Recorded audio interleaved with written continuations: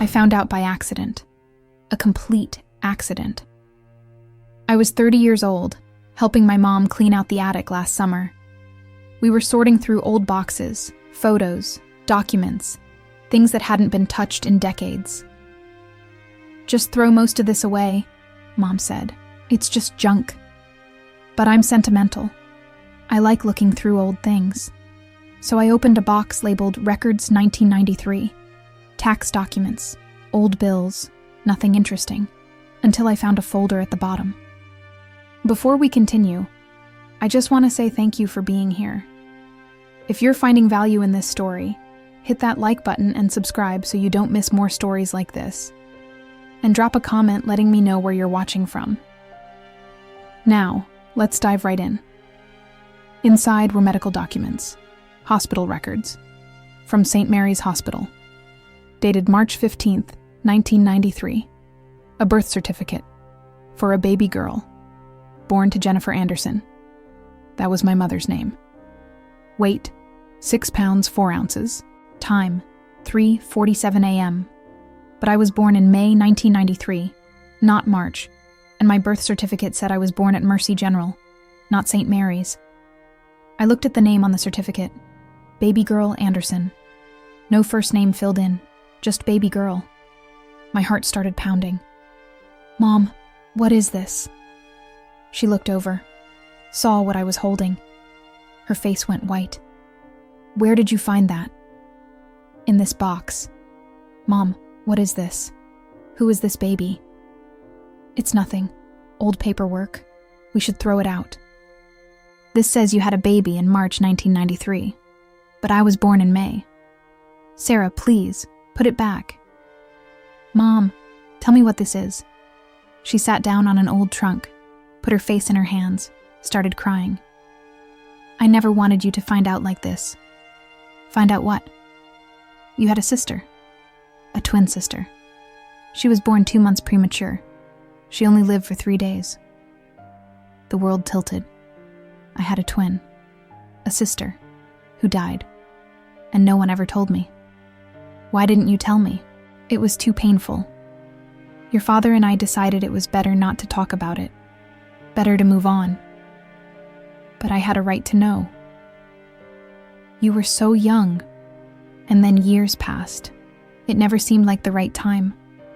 I kept digging through the box, found more documents, photos of a tiny baby in an incubator, hospital bracelets, a sympathy card from the hospital, my mother holding a baby that wasn't me.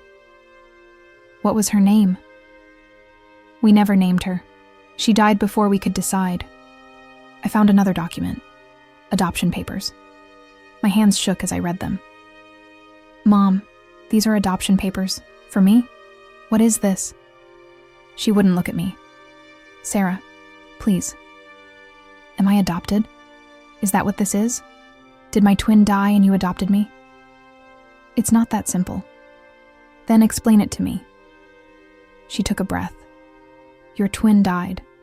I was devastated, broken. Then 6 weeks later, a social worker called. A baby girl had been abandoned at the hospital. No parents. She needed a home. She was about the same age you would have been. Your father said it was meant to be, that God was giving us another chance. So I'm adopted. You're not my biological mother. I am your mother. I raised you. I loved you. Biology doesn't matter. It matters when you lie about it for 30 years. I left the attic, drove home, couldn't think straight. My entire identity was a lie. I wasn't who I thought I was. The woman I called Mom wasn't my biological mother. The baby who died wasn't just my twin. She was the real daughter, and I was the replacement. I called my older brother Mark. "Did you know I was adopted?" Silence. Then, "Who told you?" "So you knew. You all knew." "Sarah, it's complicated." "No, it's simple. You all lied to me. For 30 years. They asked me not to tell you. Said it would hurt you.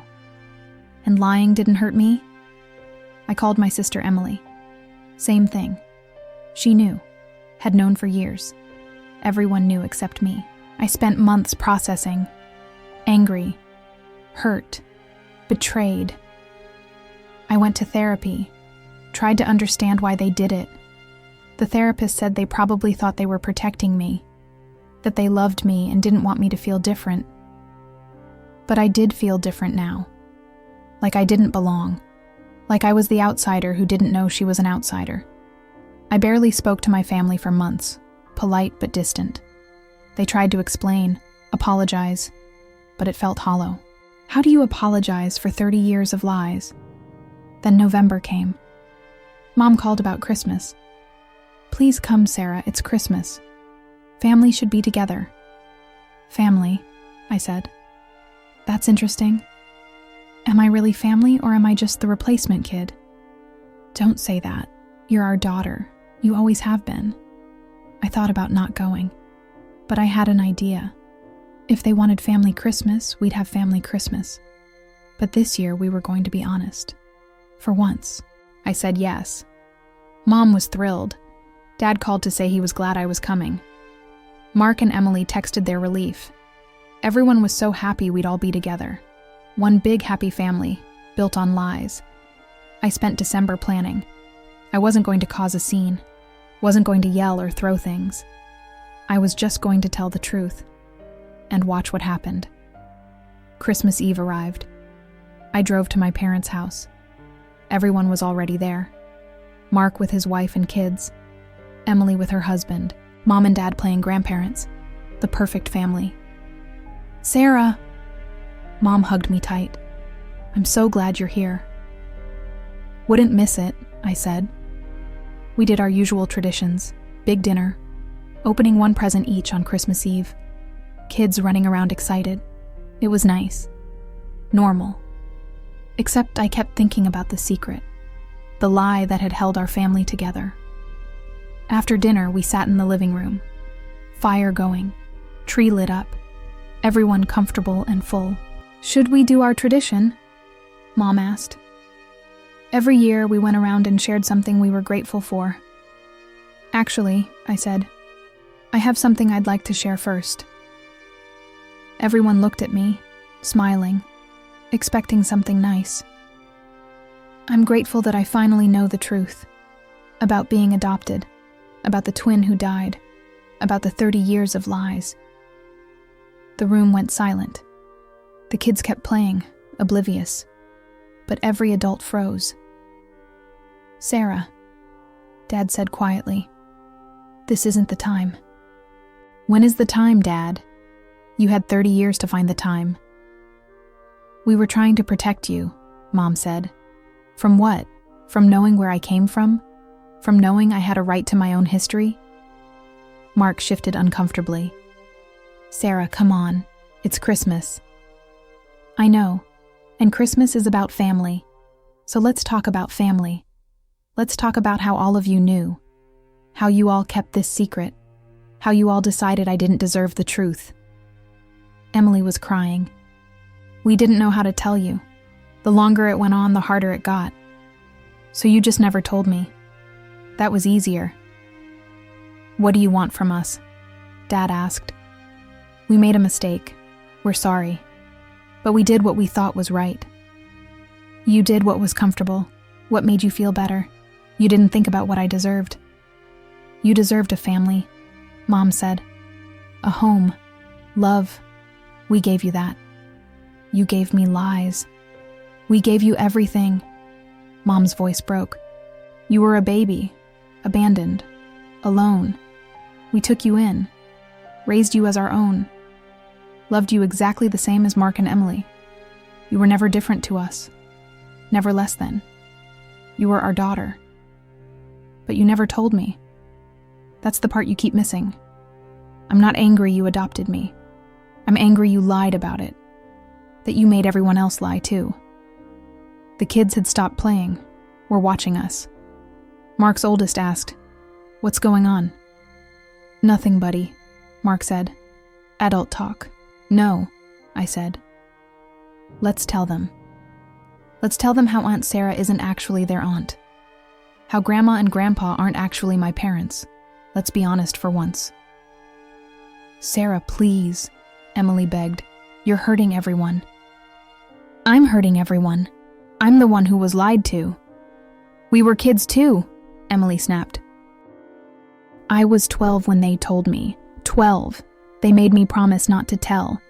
Do you know how hard that was? Keeping that secret? Wanting to tell you but knowing it would destroy everything? Then you should have told me. And break our family apart? That's what would have happened. You would have been angry, just like you are now, and nothing would have been better. At least it would have been honest. Dad stood up. Enough. Sarah, I understand you're hurt, but this is cruel. To bring this up on Christmas, to do it in front of the kids, to weaponize this against us when we were trying to do our best. Your best wasn't good enough. Then I'm sorry. We're all sorry. But you can't take back 30 years. You can't change what happened. You can only decide what happens now. Do you want to destroy this family over something that can't be fixed? Or do you want to find a way forward? I looked around the room. At Mom crying. At Dad looking older than I'd ever seen him. At Mark and Emily uncomfortable and sad. At the kids confused and scared. I want you to understand what you did. I want you to feel what I felt. Finding out by accident. Realizing everyone knew but me. Knowing my whole identity was a lie. It wasn't a lie, Mom said. You are our daughter. You are Mark and Emily's sister. You are their aunt. Biology doesn't change that. We love you. We've always loved you. Then you should have trusted me with the truth. You're right, Dad said. We should have. We made a mistake. A big one. And we're sorry. But Sarah, please, don't let this destroy us. We're still family. We can work through this. I sat there looking at them. My family. The people who raised me. Who loved me. Who also lied to me for 3 decades. I need time, I said. I can't just forgive this because it's Christmas. I need time to process, to figure out who I am now. Who you are hasn't changed, Emily said. You're still you. You're still our sister. But I don't know who I am. That's the point. Everything I thought I knew was wrong. I left that night, drove home, cried the whole way. Not because I'd confronted them, but because nothing felt resolved. Nothing felt better. Mom called the next day. I'm sorry for all of it. I should have told you years ago. I was scared. Scared you'd hate me. Scared you'd leave. Scared you wouldn't love me anymore if you knew. I could never stop loving you, Mom. But I can't trust you right now. And I don't know how to fix that. I'll do whatever it takes. Therapy, family counseling, whatever you need. I need time. That was last week. I'm still processing. Still angry, still hurt, but also understanding in a way. They weren't trying to hurt me. They were trying to protect themselves, trying to keep our family intact, trying to pretend biology didn't matter. But it does matter. Not because it changes how much they love me, but because I deserve to know my story, deserve to make my own choices about my identity, deserved honesty. I don't know if we'll recover from this. I don't know if I'll ever fully trust them again. But I know I did the right thing by confronting them, by refusing to pretend anymore, by demanding the truth I should have had all along. Some families keep secrets to protect you. Mine kept secrets to protect themselves. And now we all have to live with the consequences of that choice.